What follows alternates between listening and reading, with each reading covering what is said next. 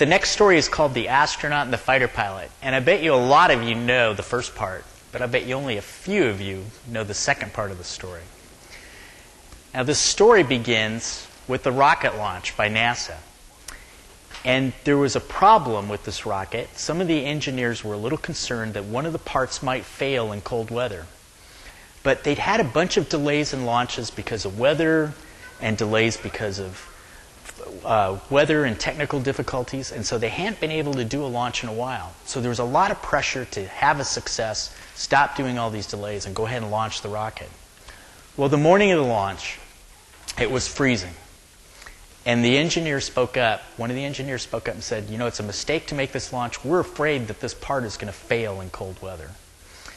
And the NASA executives and the other executives for these different companies said, well, there's really no data to prove that, so we need to go ahead and do the launch. Well, they launched the rocket, and as the engineer feared, the part failed, the O-ring failed, and the rocket blew up. Well, the bad thing is that rocket was attached to the Challenger, and just over 25 years ago, the Challenger crew, including Dick Scobie, who graduated from Auburn High School in 1957, were killed because the people wanted to stick to an artificial deadline and ignored the safety requirements. And I know there's people here who knew Dick Scobie, and he's a true hero of our city.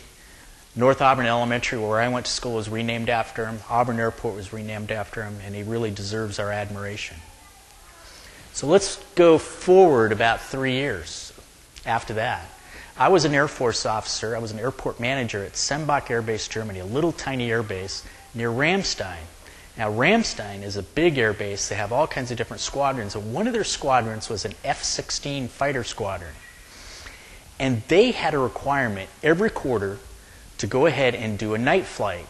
Well, the weather in Germany is a lot like our weather, and in the winter, there were a lot of times where they were trying to do their night flight, and the weather just wouldn't support it, so they canceled their night flight.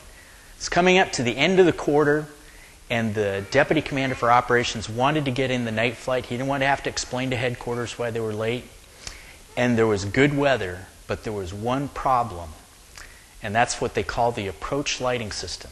Now, if you ever drive by SeaTac, you'll see that there's a set of light bars. So imagine I'm on the runway here. Planes are coming in towards me. There's a light bar way out there, and the light flashes. Then there's another bar closer in. It flashes all the way down to the end of the runway. So it's like a strobe light guiding you in. The only problem is that the last half of the approach lighting system was broken. Usually what happens is when you get to the end of the approach lighting system, there's the runway lights. There you are. You're ready to land. Well, some people said it's a mistake to do this at night because you can't see where the end of the runway is. The deputy commander for operations said, we have this deadline, we need to meet it, so we're going to go ahead and fly it.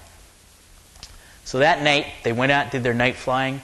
The first F-16 came in, and he just cleared that last light bar.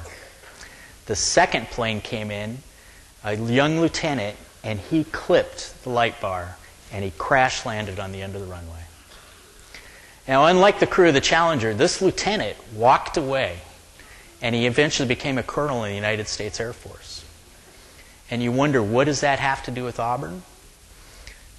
That young lieutenant who crashed but survived was Lieutenant Dick Scobie, the son of our favorite astronaut.